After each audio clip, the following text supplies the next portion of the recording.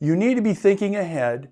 You need to not only be dealing with the things on your plate now as a real estate owner, as a real estate investor, as a multifamily owner and investor, in terms of the things you got to take care of now, of course, but you need to be thinking the long game, right? What do things look like for you next year, 3 years from now, 5 years from now, hell, 10 years from now? Okay, and you're not always going to have a crystal clear picture of this, obviously. And by the way, this is whether you're an active investor or you're a passive investor owner. Doesn't matter. What do things look like to you? And really, at the end of the day, knowing, hey, I'm in it for the long game. I'm consistently going to be in it for the long game.